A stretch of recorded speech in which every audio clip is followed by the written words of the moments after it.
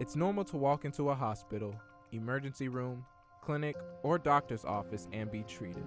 But what's uncommon is to be greeted by a person of color. The acceptance rate for African Americans admitted into medical school is 34%. Only 6% receive their medical doctorate degree. Which begs the question, why are there so little African American doctors? 1 out of 7 blacks in the freshman class and only 8 blacks in the whole medical school at the University of Miami. I'm the second person to finish medical school at Miami. For my year, I was the only African American and only female in my cohort for the MD PhD program. The numbers of students, at least in certain institutions, overall the numbers I think have stayed about the same in terms of the numbers of matriculates at different medical schools. When I came through, there were only 2 real medical schools accepting significant numbers of Afro-American applicants, and that was at Meharry and at Howard in Washington, D.C. Could some of the struggles African Americans go through be excuses? I don't like the word struggle. The issues that we grew up with were not handicapped to us because by definition I made it. Numerous changes, drastic changes in the social atmosphere here in Tallahassee since I've come. I graduated from medical school in 1953, and I attended medical school at Meharry Medical College in Nashville, Tennessee. However, are African Americans being informed on their career choice of becoming a doctor? There is some discrepancy in the socioeconomic status of African Americans in this country. We know that most doctors, one, it requires a lot of money to go into medical school, and if you come from a poor socioeconomic background, you may not have access to that. It was not until I landed my first real job after graduate school at Meharry Medical College that I thought about maybe I might consider being a doctor. I wasn't sure I was a good fit for medicine, and so I thought I would do better in research. When I went to college, I decided to major in math and physics with the hopes of getting on into engineering school. But in the meantime, someone asked me, my advisor said, why don't you take the MCATs and see if you can get into medical school? So on a lark, I took them, and I did get in. So here I am, an accidental doctor. I think I'm one of those cliche students who really knew from probably the time I was 12 or 13 that I wanted to be a doctor. Disparity has been a prevalent issue for years, but why? Because there's a lot of subjectivity as to who will be allowed to get into the program. So there's discrimination at that level, at the training level, even though you get into medical school. There's discrimination to get into the high-pay, high-prize special training programs. Your colleagues walk into the medical lounge, doctor won't speak to you. The challenge of practicing here in Tallahassee at that time was immense. There were only about 3 or 4 family doctors who were seeing Afro-American patients, so that we were just swamped with a lot of patients to see, and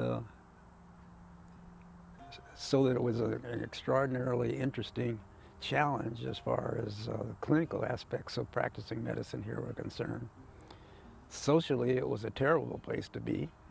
Having come here from New Jersey, where things were far, far different, to Tallahassee, where drinking fountains were separate and so on and so forth. It was a culture shock. Fortunately for me, I didn't have to be involved with it very much because I was working so hard and in the office all day and all night. But my poor wife, she did not like it at all. When I came, as I said, the drinking fountains in the Capitol were separate, and the City Hall were separate.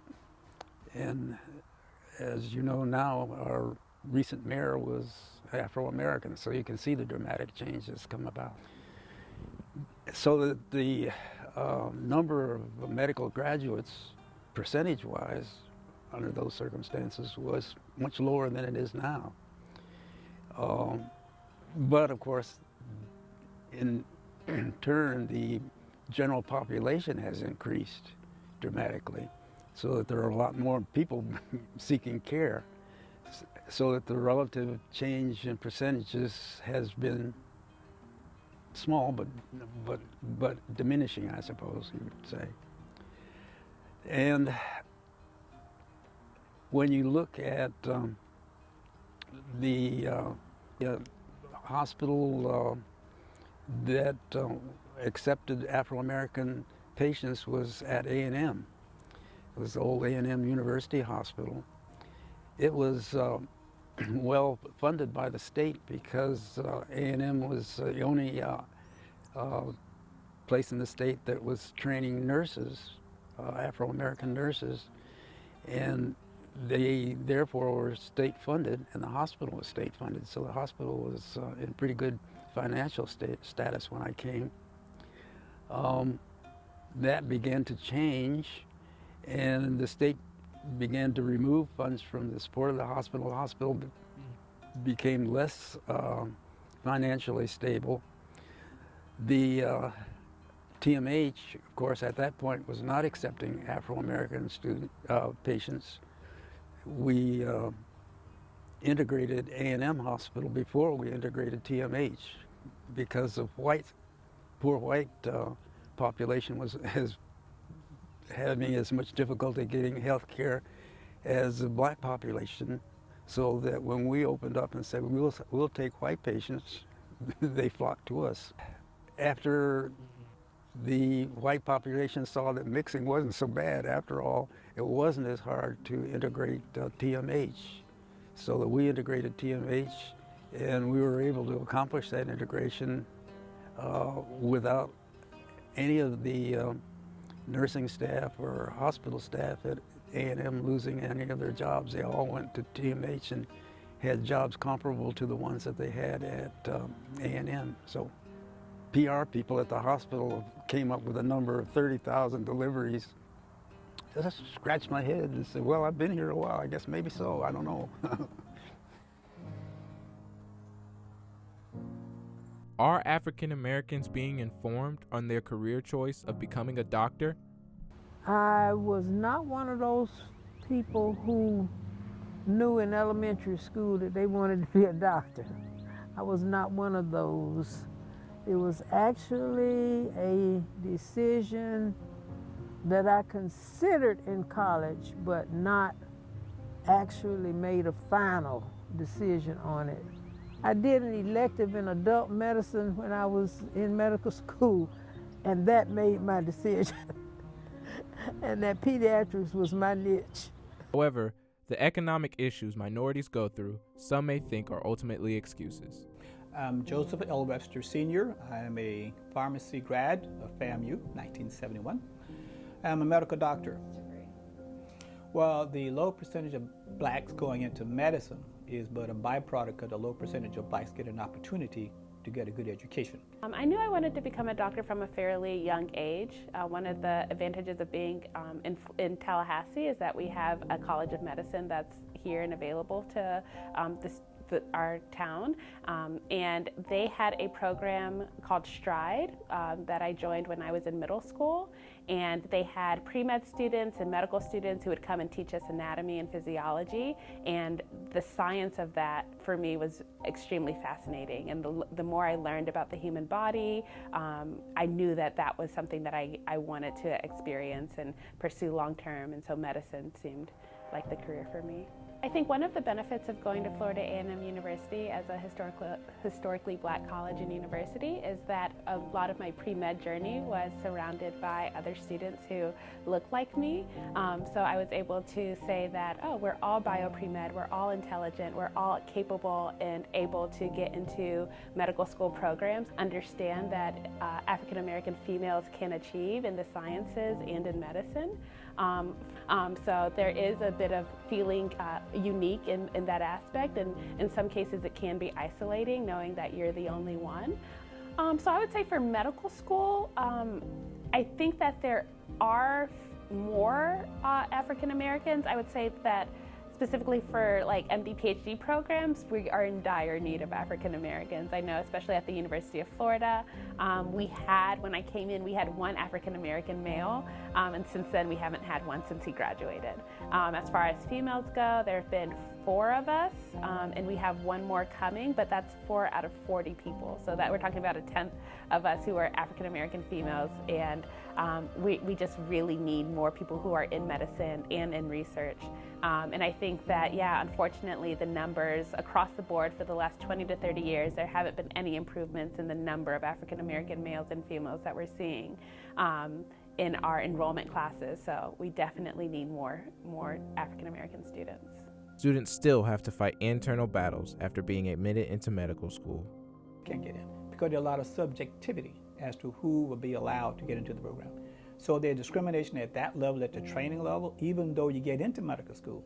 There's discrimination to get into the high-pay, high-prize special training programs. Started my college journey in 2009 at the University of Florida. I was a first-generation, well, I still am a first-generation college student. And I started, wanting to go on this journey of going into medicine to become a physician. So my experience going through undergrad as a minority was definitely challenging. So moving from a high school where it was predominantly African American and Hispanic to then moving into a university where it's the top university in the state, and there's a lot of challenges that are going to come along with that because of the rigor of the program. That alone was scary as a first-generation college student. But in addition to that, I'm at a PWI, predominantly white institution, so there's less representation, there's less people that look like me. And that was difficult because it was almost as if I had to really work even harder just to show that I was supposed to be there. One of the most challenging things that I experienced going through medical school would be the idea of imposter syndrome. So there's an idea that basically you go through all this training and you make it into this place that you've really worked hard to make it to, and there's this idea that maybe I don't belong here. Maybe me getting accepted into medical school was a fluke. Maybe they overlooked some of the things that they should have looked at, harder. And I think going into medical school and also noticing that there wasn't as many people that looked like me, it made it more challenging. I was like, man, do I really deserve to be here? Although the percentage of black doctors are low, students aren't letting the statistics discourage them from achieving their goals. Regardless of whatever physician that I am, like I'm interested in internal medicine, interested in cardiology, I want to be somebody who's not just a physician. I want to be a physician who's also, say somebody who's a leader in the community, somebody who, can educate others and bring others together. I started applying last summer for medical school, so it's actually a pretty extended process if I'm still interviewing right now. So I just had my 8th interview last week. The progress of the actual African Americans, I am very happy with, but I would say that I'm a little bit disappointed with the representation of especially black men in medicine, just because, out of 8 interviews I've been on, there's probably been hundreds of people who I've interviewed with. The mission may have been delayed, but it wasn't impossible. As time has changed and we went through all of the things that happened with the civil rights evolution, Tallahassee has turned out to be a marvelous little town to live in, and now we enjoy all the things that we couldn't think of enjoying before. Never believe what anybody tells you. You are the master of your own destiny. Be self-assured that you can do this.